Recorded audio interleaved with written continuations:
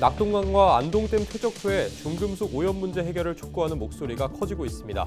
안동시의회가 정부의 실질적인 대응을 강력히 촉구했습니다. 3,100억 원대의 불법 도박 자금을 세탁한 일당 8명이 경찰에 붙잡혔습니다. 경찰은 범행을 주도한 자금 세탁 총책 등 3명을 구속했습니다. 산불로 큰 피해를 입은 안동 남후 농공단지가 2025년 산업단지 환경조성사업 공모에 선정됐습니다. 위축된 산업단지의 재건에 중요한 발판이 될 전망입니다.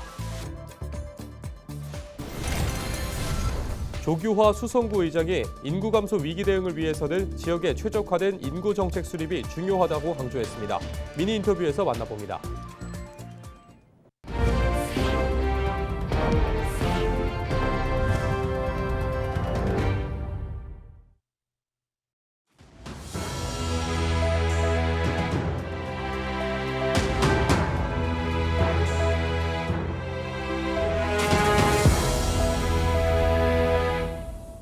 시청자 여러분 안녕하십니까? 헬로티비 뉴스입니다.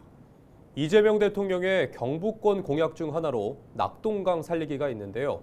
낙동강, 안동댐 중금속 오염 문제를 수년째 안고 있던 안동 지역에서 문제 해결을 위한 목소리가 어느 때보다 높아지고 있습니다. 최근 안동시의회에서는 정부에 낼 건의안을 발표하기도 했는데요. 홍하영 기자가 취재했습니다. 지난 2017년 안동구에서 물고기가 떼죽음을 당하며 심각성이 대두된 낙동강 상류 수질 문제. 환경부는 2018년부터 2022년 1월까지 낙동강 상류의 카드뮴 농도를 측정했습니다. 카드뮴 수질 농도는 기준치 이내였지만 퇴적물 내 카드뮴 농도는 매우 나쁨 수준. 눈여겨볼 부분은 석포제련소 이전 구간에서는 킬로그램당 2.7mg으로 검출되던 카드뮴이 석포제련소를 지나면서는 적게는 2배 이상, 많게는 10배 이상까지 검출됐습니다. 안동환경운동연합은 낙동강 안동댐 중금속 오염 문제의 중심에 영풍 석포제련소가 있다고 지적했습니다. 제련소에서 나오는 카드뮴 수은 등 중금속이 주변 토양과 지하수를 오염시키고 안동댐에 켜켜이 쌓이는 등 주변에 악영향을 준다고 꼬집었습니다.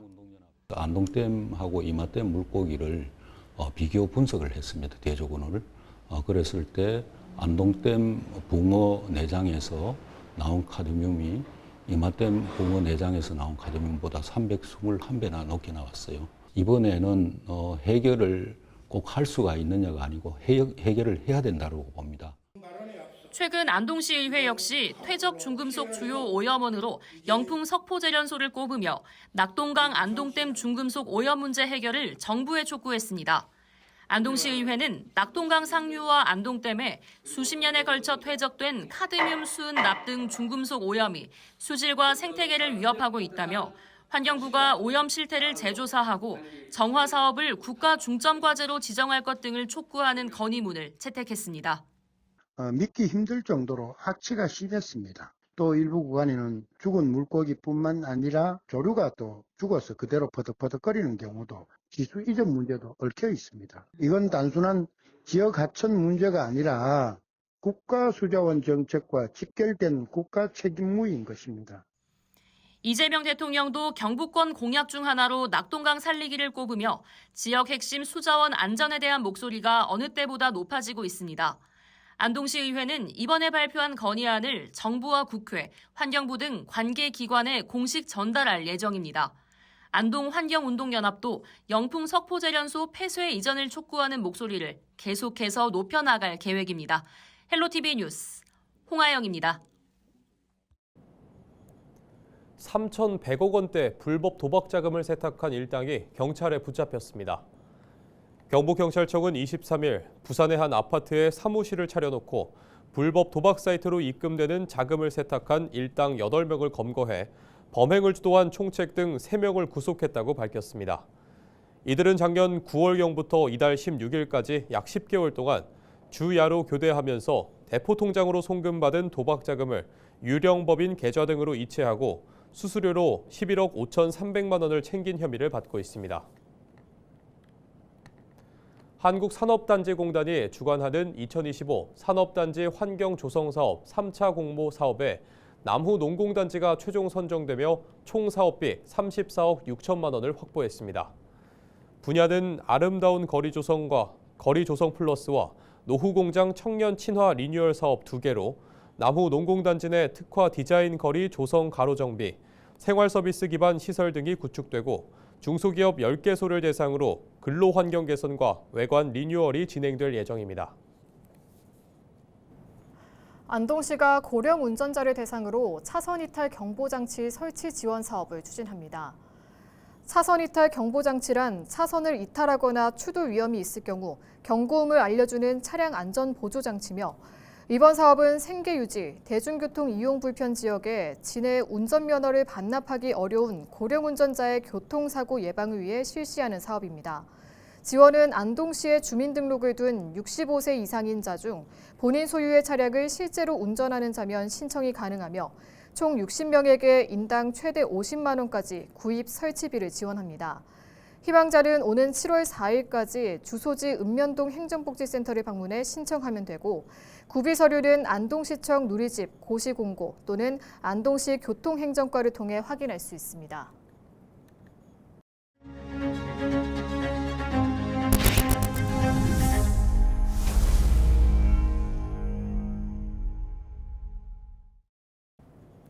다음은 경북사회복지공동모금회, 대한적십자사 경북지사 등을 통해 산불 피해 돕기 성금을 보내주신 분들입니다. 전국상인연합회 1,745만 원, 대한전문건설협회 세종시 충청남도회 1,034만 원, 민주평화통일자문회의 시애틀협의회에서 1,750만 원, 민주평통 이북 5도 지역회의에서 755만 원 보내주셨습니다. 산불 피해 지역을 돕기 위한 성금 기부는 경북사회복지공동모금회와 대한적십자사 경북지사, 산불 피해 지원 전용 계좌 등을 통해 참여할 수 있습니다.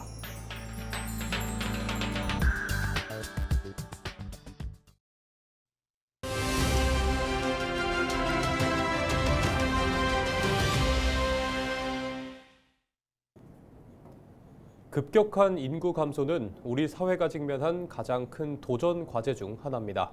대구 수성구도 예외는 아닌데요. 조규화 수성구의회 의장은 이러한 인구 문제의 심각성을 인식하고 수성구의 최적화된 인구정책 수립의 중요성을 강조했습니다. 미니 인터뷰에서 조규화 의장을 만났습니다.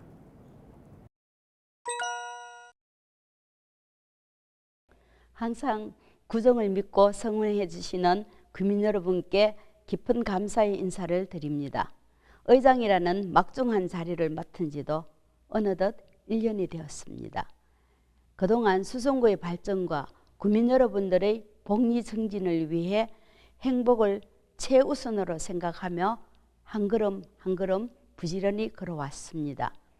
특히 주민들과의 소통을 최우선으로 두고 다양한 의견을 수렴하여 정책에 반영하고 실질적인 변화를 만들어내기 위해 노력도 했습니다.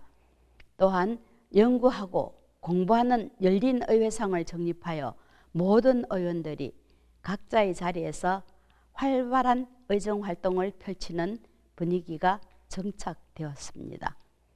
앞으로도 초심을 잃지 않고 더 나은 수성을 위해 소통하며 더욱 투명하고 책임감 있는 의정활동으로 일로서 보답하겠습니다. 많은 성원 부탁드립니다.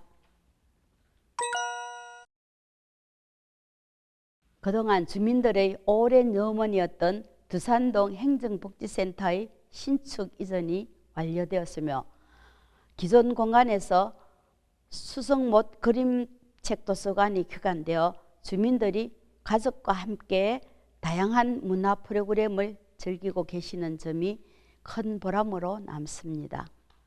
덧붙여서 지역의 수건사업이었던 함장종합사회복지관을 대구에서 가장 큰 규모로 성공리에 개관하고 홍보대사로 위촉되어 주민들이 쉽고 편리하게 복지 서비스를 이용할 수 있도록 홍보대사로 활동할 수 있게 된 점에 큰 자부심을 느끼고 있습니다.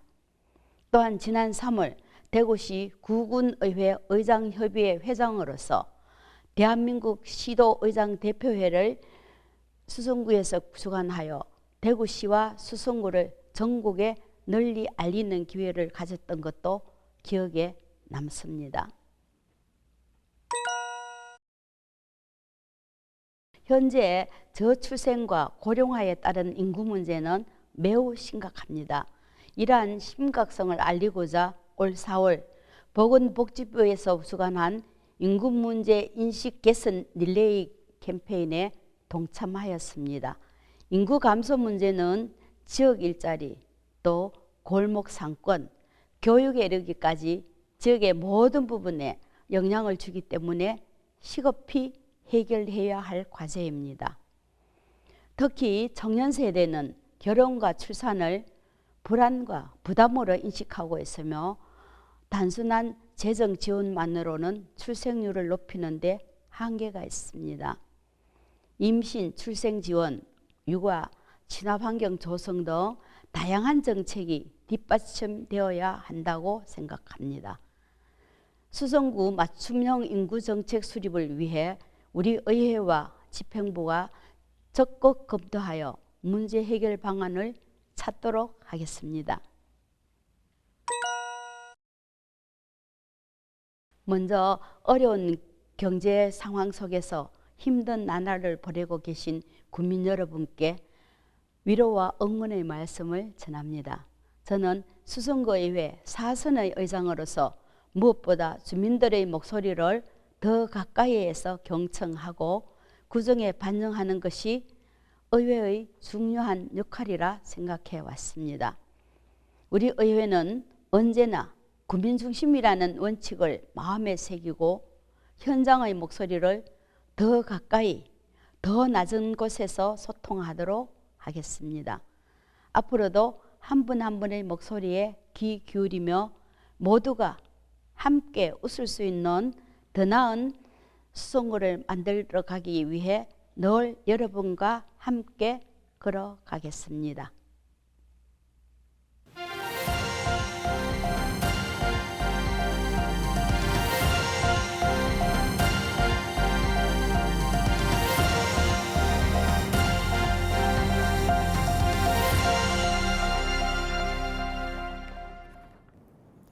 제19회 경상북도 시군 읍면동 자연보호 세미나가 경주에서 열렸습니다.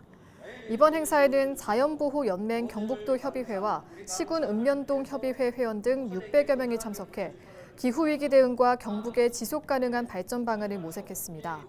협의회는 이번 세미나를 계기로 자연보호 네트워크를 더욱 강화하고 지속적으로 환경보호 활동을 추진해 나갈 계획입니다.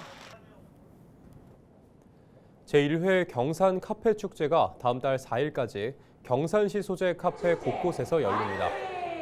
경산문화관광재단이 개최하는 이번 축제는 지역 내 카페와 경산 대표 특산물인 신비 복숭아를 알리고 소비를 촉진하기 위해 마련됐습니다. 공모를 통해 선정된 카페 20곳이 참여하며 신비 복숭아를 주제로 공연, 전시, 체험, 시식 등 다양한 감성 프로그램을 투어 형식으로 진행합니다. 축제 기간 카페별로 커피와 디저트, 원두 등을 할인 판매하고 신비복숭아 무료 시식 행사도 열립니다. 경산시 진량읍 다문리 기초생활 거점 사업의 하나로 조성된 다문문화복합센터가 개소식을 열고 본격 운영에 들어갔습니다. 다문문화복합센터는 2019년부터 2024년까지 국비 28억, 시비 17억 5천만 원 등 총 사업비 45억여 원 등이 투입돼 강의실과 취미실, 다목적 대강당, 게이트볼장 등이 조성됐습니다. 거점 지역인 다문리를 포함해 14개 배후마을 주민들에게 문화, 체육, 복지 서비스를 제공합니다. 경북교육청과 경북농협이 아침밥 먹기 캠페인을 펼쳤습니다. 이번 캠페인은 두 기관이 지난 8월 체결한 쌀 소비 촉진과 아침밥 먹기 실천을 위한 업무 협약의 후속 조치로 이뤄졌습니다. 교육청은 쌀 소비를 늘리고 건강을 지키기 위한 다양한 식생활 교육과 캠페인을 지속적으로 추진하겠다고 밝혔습니다. 이상으로 뉴스를 마칩니다. 시청해주신 여러분 고맙습니다.